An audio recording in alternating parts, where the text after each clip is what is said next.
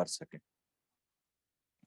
वक्फ का बयान बुनियादी तौर पर सबसे पहले हमें यह समझना है कि वक्फ कहते किसे हैं। वक्फ कहते हैं कि किसी भी आयत के खत्म होने पर जो सांस को तोड़कर ठहरा जाता है उसका नाम वक्फ है।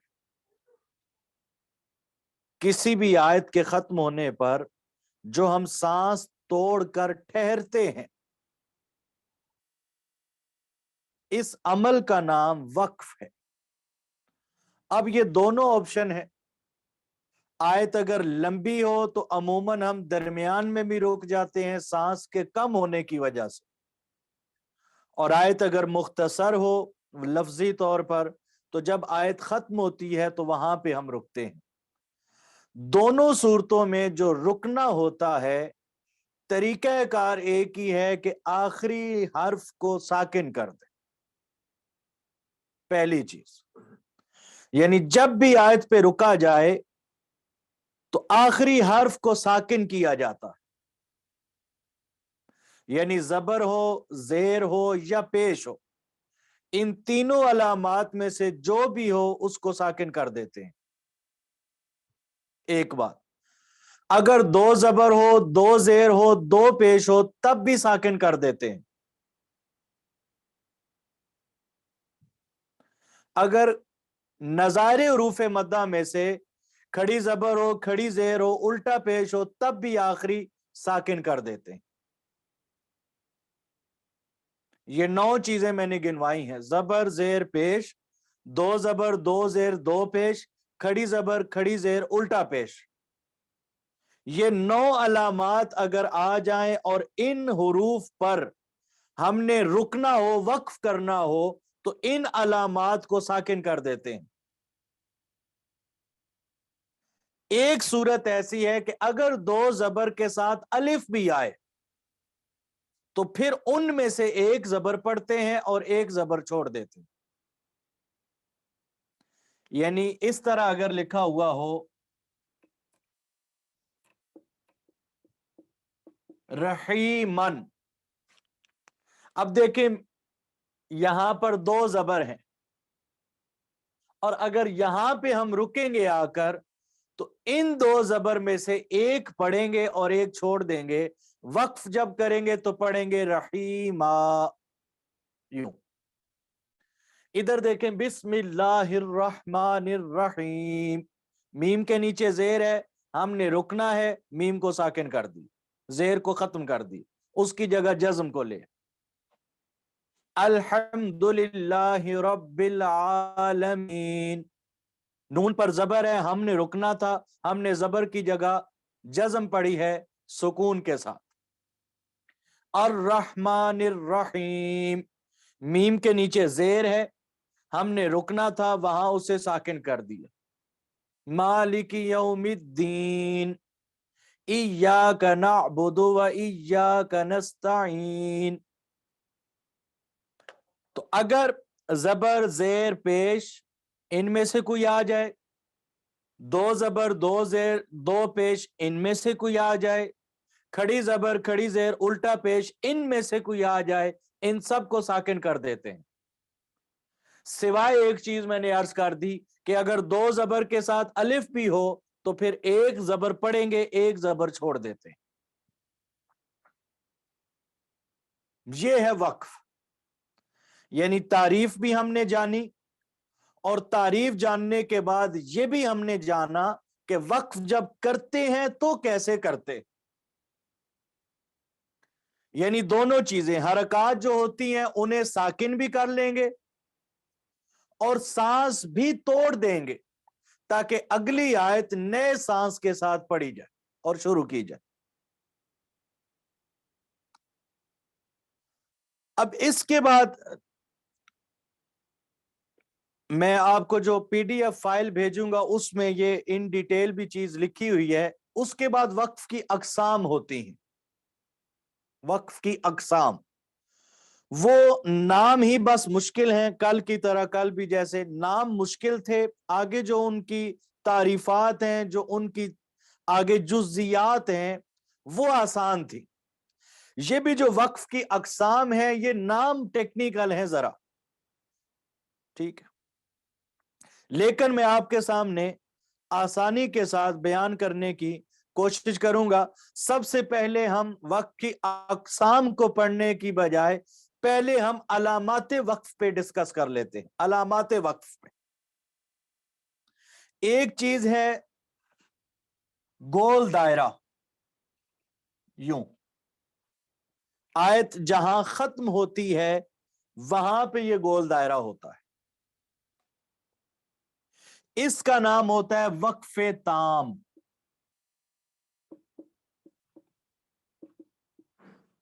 وقف تام، وقف تام کا مطلب یہ ہے کہ جو بات چل رہی ہے وہ لفظی اور معنوی طور پہ یہاں ختم ہو جاتی ہے۔ ایک سینٹنس، ایک جملہ، ایک آیت کمپلیٹ ہوتی ہے تو یہ علامت آتی ہے گول دائرے والی، اس کو وقف تام بولتے ہیں۔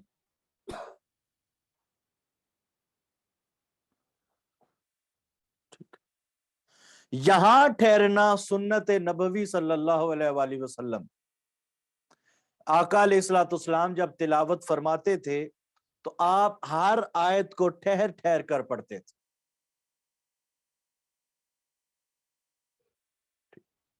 اس کو کہتے ہیں ترتیل۔ ترتیل مین کہ آپ ہر آیت کو تحمل کے ساتھ، سکون کے ساتھ ٹھہر ٹھہر کر پڑھیں، اگلی آیت نئے سانس کے ساتھ، اگلی آیت نئے سانس کے ساتھ، تو یہ وقف تام ہے۔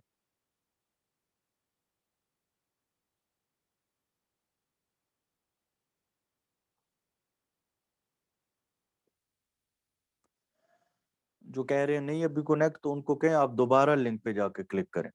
ویڈیو نہیں آ رہی ہے، اچھا ایک کو نہیں آ رہی، باقی سب کو اچھا، تو آ رہی ہے۔ چلیں، وہ ویڈیو نہ آنا بھی نیٹ کے کنیکشن کی کیا کہتے ہیں کمزوری ہوتی ہے۔ اسٹرانگ کنیکشن ہو، سگنل ہو تو وہ پھر ویڈیو آ جاتی۔ تو آج یہ ہے کہ ویڈیو ادھر ریکارڈ بھی ہو رہی ہے، تو اگر کوئی مسئلہ ہوا تو وہ انشاءاللہ ریکارڈنگ بھی آپ کو مل جائے گی۔ اچھا، وقف تام، وقف تام سے مراد جب ایک آیت ختم ہوتی ہے تو گول دائرہ آتا ہے اس پر۔ الحمدللہ رب العالمین، یہاں گول دائرہ ہے۔ الرحمن الرحیم، یہاں بھی گول دائرہ ہے۔ مالک یوم الدین، یہاں بھی گول دائرہ ہے۔ تو آپ دیکھیں ہر آیت پر رکنا، آخری حرف کو ساکن کرنا، اپنے سانس کو بھی توڑنا، اور اگلی آیت نئے سانس کے ساتھ شروع کرنا۔ یعنی اگر آیت پہ ہم رک تو گئے ہیں الحمدللہ رب العالمین، رک گئے لیکن سانس نہیں توڑا، ایسے وقف کا کوئی فائدہ نہیں ہوتا۔ وقف کا کیونکہ ایک فائدہ یہ ہے کہ بندہ رکے، سانس لے، اگلی آیت نئے سانس کے ساتھ پڑھے۔ دوسری علامت ہوتی ہے، عموماً ہم جب قرآن مجید پڑھ رہے ہوتے ہیں تو اس میں لام الف لا لکھا ہوا آتا ہے۔ لا، لام الف لا، ایک تو یہ علامت ہو گئی نا گول دائرے والی۔ اس کے بعد اگلی علامت ہم ڈسکس کرنے جا رہے ہیں کہ قرآن مجید پڑھتے ہوئے درمیان میں کہیں لام الف لا نظر آتا ہے۔ لام الف لا کا عموماً معنی سب ہی جانتے ہیں، لا الہ الا اللہ۔ لا کا معنی ہوتا ہے نہیں، یعنی یہ علامت ہمیں خود بتا رہی ہے کہ یہاں نہ رکو۔ لا کا معنی ہے نہیں، یعنی علامت ہم سے کلام کر رہی ہے کہ یہاں نہ رکو۔ جب یہاں نہیں رکنا تو اس علامت کو کہتے ہیں وصل۔ وصل، ملانا، کہ یہ علامت جو ہے یہ اس چیز ظاہر کر رہی ہے کہ یہاں رکے نہیں، یہاں ملا دیں۔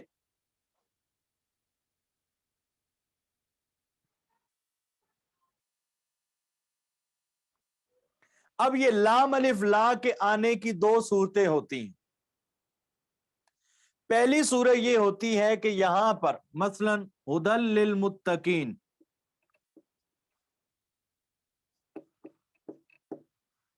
उसके बाद आयत खत्म हुई, अगली आयत है अल्लज़ीना, आगे है युमिनूना बिल गैब।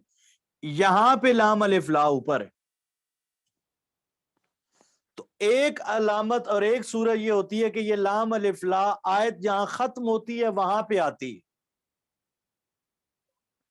तो बेहतर तो यही है कि यहां भी न रुका जाए, इसको आगे मिला दिया जाए, हुदल लिल मुत्तकीन अल्लज़ीना युमिनूना, आगे मिला दिया जाए, न रुका जाए, ये बेहतर है। लेकिन अगर सांस की वजह से प्रॉब्लम है, यहां रुकना पड़ रहा है, तो कोई हर्ज नहीं है, यहां रुक जाए, हुदल लिल मुत्तकीन, अगला हिस्सा नए सांस के साथ पढ़ लें, अल्लज़ीना युमिनूना बिल गैब।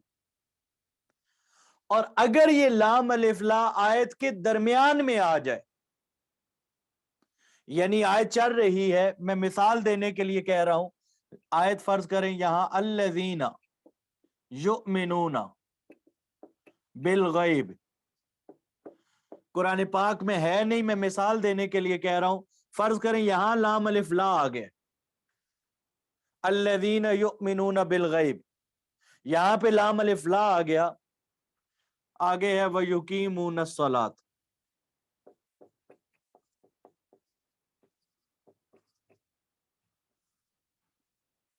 ये आयत अभी खत्म नहीं हुई, चल रही है, दरमियान में ये लाम अलिफ ला है। ऊपर मैंने कहा अगर आयत खत्म हो और उसके ऊपर लाम अलिफ ला हो तो फिर जायज है, रुकना चाहें तो रुक सकते हैं। लेकिन अगर ये लाम अलिफ ला आयत के दरमियान में आ जाए तो कभी भी नहीं रुकना चाहिए, कभी भी नहीं रुकना चाहिए, उसको लाजिम है कि आगे मिला के पढ़े।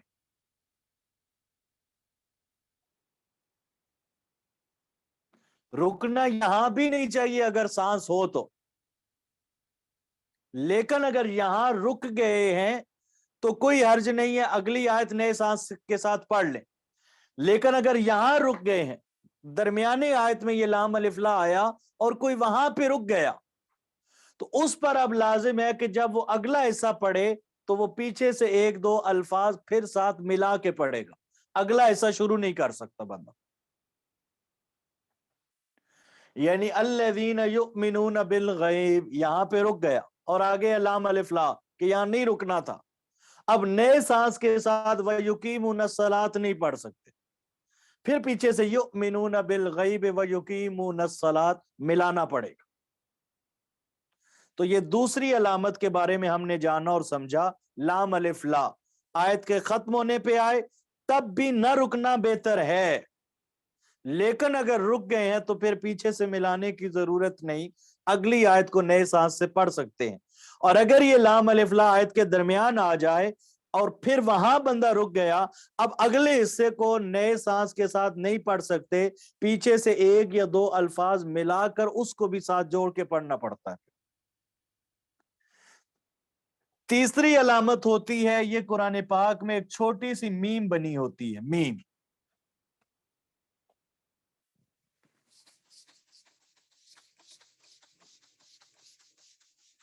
मीम मीम जो अलामत होती है ये लाजिम की होती है, लाजिम, यानी जहां छोटी मीम बनी होती है, ये अलामत जो होती है इसको वक्फे लाजिम कहते हैं, छोटी मीम को।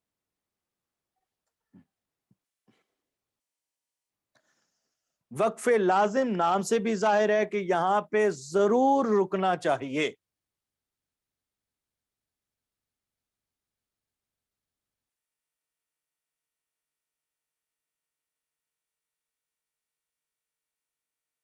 एक चीज मैं यहां ही क्लियर कर देता हूं, ये जो मीम होती है ना, मीम, आगे हमारा एक सबक है नून साकिन और नून तनवीन के कवायद, यानी ये नून साकिन है और ये नून तनवीन है, दो जबर दो जेर और दो पेश, इनके कवायद हैं, ये आगे पढ़ेंगे। इन नून साकिन और नून तनवीन के चार कवायद हैं कुल, उसमें से एक कायदा है, नून साकिन और नून तनवीन के कवायद में से एक कायदा है, उसका नाम है इकलाब। इकलाब उसका माना यह होता है कि बाज औकात ऐसा है कि ये नून आता है मिन, اور اس کے بعد آگے جو لفظ ہوتا ہے اس میں آ جاتا ہے با، یعنی نون کے بعد آگے با آتی ہے، با. تو قاعدہ یہ ہوتا ہے کہ پھر نون کو میم سے بدل کر پڑھتے. یہ اصلاً ہے من بعد، من بعد، لیکن قاعدے کی وجہ سے اس کو ہم پڑھتے ہیں مم بعد، مم بعد. انبیاء اصل میں ہے انبیاء، لیکن ہم اسے انبیاء پڑھتے ہیں.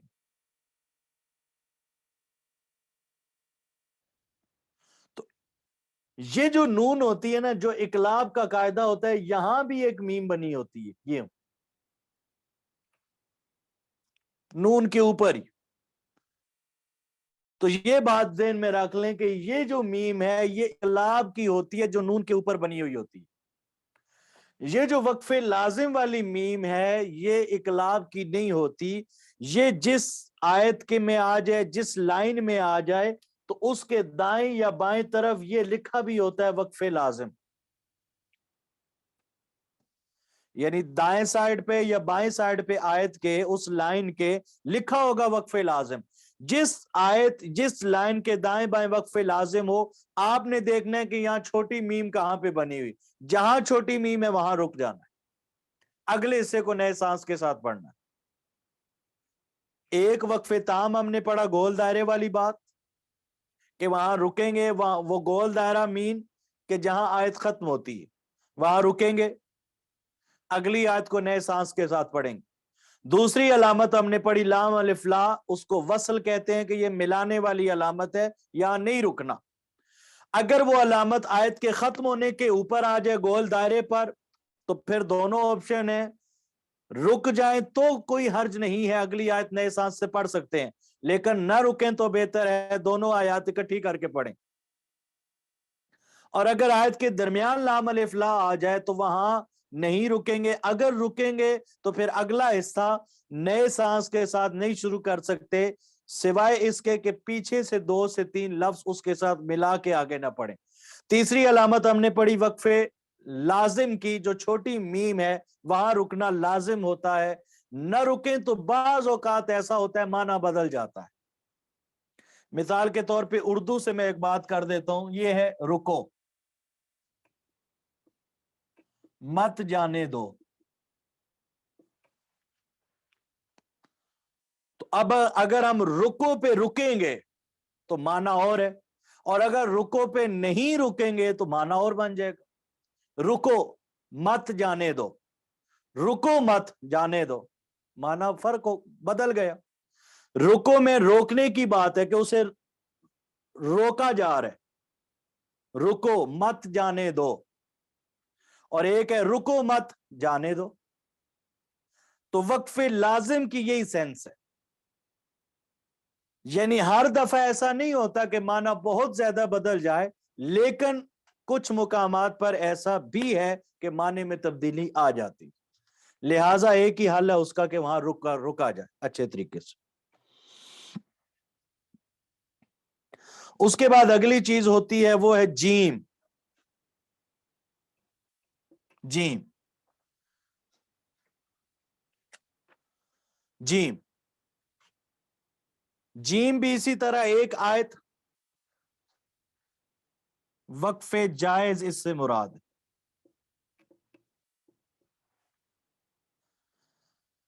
یہاں میں بات ایک کرنے لگا تھا، اب میں کر دیتا ہوں کہ یہ تو ہو گئی نا جہاں آیت ختم ہو رہی ہے وہ علامت. یہ باقی جتنی علامتیں ہیں نا یہ ایک آیت کے اندر آتی. مثلا آیت الکرسی اگر ہم پڑھیں نا تو یہ علامتیں اس میں آئی ہوئی کیونکہ وہ بڑی آیت ہے، تو اس میں یہ علامات آئی ہوئی ہیں. کہیں پہ جیم بنی ہے، کہیں پہ طا بنی ہے، کہیں پہ زا بنی ہے. ٹھیک، اس کے بعد اگے ہم پڑھتے ہیں طا اور زا. تو وہ ایک بڑی آیت تو اس میں درمیان میں یہ چیزیں ہوتی ہیں. تو ایک لاہور سے ملتان، لاہور سے اسلام آباد ایک لمبا روٹ ہے، درمیان میں کچھ سٹیشنز آتے ہیں کہ بندہ وہاں رکنا چاہے، ریسٹ کرنا چاہے تو اسے اجازت، بلا تشبیہ اور بلا مثال. یہ ایک آیت اگر بڑی ہو تو اس میں یہ چھوٹی چھوٹی علامات بھی آتی ہیں کہ اگر کسی کا سانس لمبا نہیں ہے، وہ رکنا چاہ رہا ہے کہیں پہ، تو ان علامات پہ بندہ وقف کر سکتا ہے۔ تو جیم کا مطلب ہے وقف جائز، کہ یہاں پہ رکنا جائز ہے اگر رک گئے ہیں تو۔ اسی طرح زا کا مطلب بھی یہی ہے، مجوز اس کو کہتے ہیں، وہ بھی معنی آپ آسانی کے ساتھ یہی سمجھ لیں وقف جائز، کہ وہاں بھی رکنا جائز ہے۔ اسی طرح طا ہے، طا یہاں میں لکھ رہا ہوں طا، یہ بھی وقف مطلق اس کو کہتے ہیں، کہ یہاں بھی رک سکتے ہیں، بات ختم ہوتی ہے یہاں بھی رکا جا سکتا ہے۔ یہ طا، جیم، زا، اور اسی طرح میم کی جو علامت ہے یہ بھی، یہ علامات ایک بڑی آیت کے اندر آتی ہیں، جیسے اللہ لا الہ الا ہو، یہاں پہ رک سکتے ہیں، آگے یہی علامات ہیں ان میں سے۔ الحی القیوم، یہاں وہ بڑی آیت آ گئی۔ لا تأخذہ سنۃ ولا نوم، یہاں یہ طا کی علامت۔ تو اس طرح یہ بڑی آیت ہے، اس کے اندر یہ چھوٹی چھوٹی علامات آئی ہوئی ہیں، یہ اور یہ، کہ بندہ ایک ہی آیت پوری ایک سانس میں نہیں پڑھ سکتا، تو وہ درمیان میں یہاں رک سکتا ہے، اسے آپشن دی ہوتی ہے۔ رکنے کا ایک ہی سٹائل ہے، انداز ہے، کہ آخری حرف کو ساکن کرتے، سوائے یہ میں نے عرض کیا تھا 2 زبر کے ساتھ اگر الف آ جائے تو اس میں سے ایک زبر پڑھتے ہیں، ایک چھوڑ دیتے ہیں۔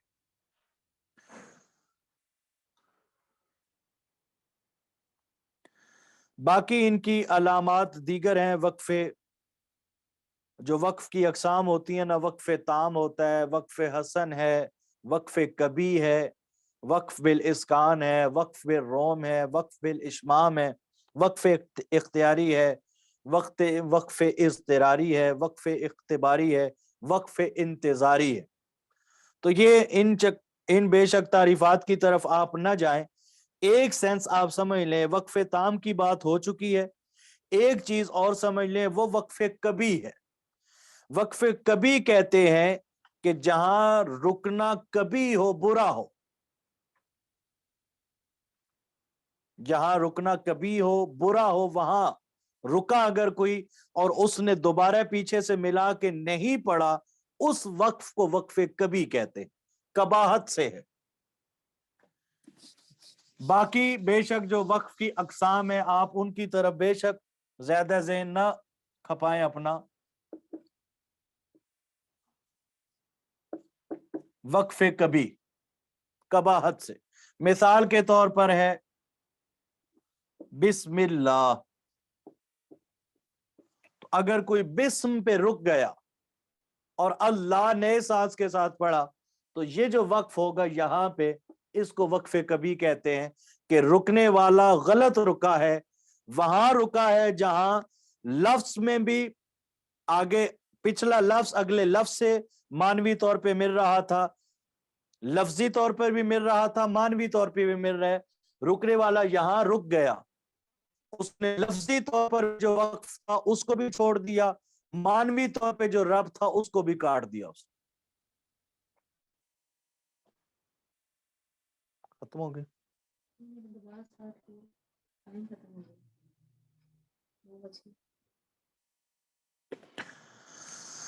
تو یہ میں انشاءاللہ آپ کو سلائیڈز بھیج دوں گا، وقف کے حوالے سے اتنی ہی چیز جو تھی، جو بہت زیادہ سمجھنے والی تھی، وہ ہم نے ڈسکس کر لی ہے۔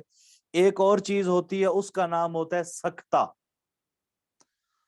سکتہ وہ بھی وقفی اقسام میں ہی ایک قسم ہوتی ہے، اس کا نام ہے سکتہ، سین کاف تا ہے تا، سکتہ۔ سکتہ سکتہ کا کنسپٹ یہی ہوتا ہے کہ سکتہ جہاں پہ لکھا ہوتا ہے نا، یہ تقریباً قرآن مجید میں اگر میں بھول نہیں رہا تو یہ 4 ہی جگہوں پر ہے سکتہ۔ سکتہ کا کنسپٹ یہ ہے، میں نے عرض کیا نا کہ جہاں وقف کرنا ہے تو 2 کام کرنے ہیں، آخری حرف کو ساکن بھی کرنا ہے اور سانس بھی توڑنی ہے۔ जहां पे सक्ता की अलामत है ना, सक्ता, वहां एक काम करेंगे एक नहीं करेंगे। वो क्या? कि आखिरी हर्फ को साकिन करेंगे लेकिन सांस नहीं तोड़ेंगे। मसलन सक्ता जो है वो सूरह यासीन के अंदर भी है,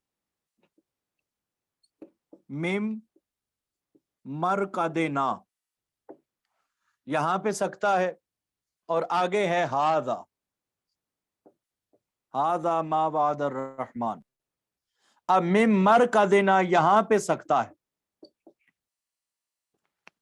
तो अब सक्ता यूं अदा होगा, मिम मर का देना हादा मा वादर रहमान, यानी यहां रुके हैं। अब क्योंकि ये नून अलिफ ना है तो यहां साकिन इसको कर नहीं सकते हम, इसको ऐसे ही पढ़ना है, तो यहां रुके हैं लेकिन सांस नहीं तोड़ना। इसी तरह एक और सूरह कहफ में भी है, एवा जन, यहां पे सकता है और आगे है कई ये मन। अब मैंने कहा ना कि दो जबर अगर आ जाए, ये जो हमने पहली बात समझी, दो जबर आ जाए तो एक जबर पढ़ते हैं एक छोड़ देते हैं। यहां पे कैसे सकता करेंगे? एवा जन है ना, अब वक्फ करना है तो एक जबर पढ़ेंगे एक छोड़ेंगे, पढ़ेंगे एवा जा कई ये मन, एवा जा कई ये मन। सकता हमने यूं किया कि हमने साकिन किया उसे लेकिन सांस नहीं तोड़ी, ये सकता का कॉन्सेप्ट होता है। जो बाकी वक्फ होता है वक्फ ताम में, वहां रुकना भी है, साकिन भी करना है, सांस भी तोड़ना है। सकता के अंदर एक काम करना है, रुक कर साकिन करेंगे लेकिन सांस नहीं तोड़ेंगे, उसी सांस के साथ आगे पढ़ेंगे। तो यहां पे आज हम वक्फ का अपना जो हिस्सा है वो खत्म किया हमने। आखिर पर 2-1 मिनट में ये चीज समझ लें जो मैं आपको अर्ज कर रहा था कि हमने ये काम करना है कि अब हमने 6 लेक्चर्स के अंदर हुरूफ तहज्जी वगैरह वो पढ़े, उसके बाद हमने हुरूफ मद्दा को पढ़ा, नज़ारे हुरूफ मद्दा को पढ़ा, हुरूफ लीन को पढ़ा, आज ये वक्फ का हिस्सा ये हमने पढ़ा, और कल हुरूफ मुस्तालिया पढ़े थे, शिबा मुस्तालिया पढ़े थे, हुरूफ मुरक्कक पढ़े थे, हुरूफ कलकला पढ़े थे। तो अब एक आसान सी असाइनमेंट है, वो ये है कि आप में से हर एक ने, जितने यहाँ मौजूद हैं, आपने सूरतुल फातिहा की तिलावत करनी है। और तिलावत के लिए मैंने पहले भी कहा था कि किरात बित तरतील, वो एक चैप्टर है आगे हमारा किरात की अकसाम पर, वो उस तरफ अभी मैं नहीं जा रहा। ये तरतील यानी एक होता है ना जैसे महफिल में तिलावत की जाती है, उस तरीके से बेशक न पढ़ें, आप किरात बिल हदर के तहत पढ़ें, यानी नॉर्मली आप पढ़ते जाएं, बिस्मिल्लाहिर्रहमानिर्रहीम, अल्हम्दुलिल्लाहि रब्बिल आलमीन, अर्रहमानिर्रहीम, मालिकि यौमिद्दीन, इय्याका नअबुदु व इय्याका नस्तईन, इहदिनस सिरातल मुस्तकीम, सिरातल लज़ीना अनअमता अलैहिम गैरिल मग़दूबि अलैहिम वलद्दॉल्लीन।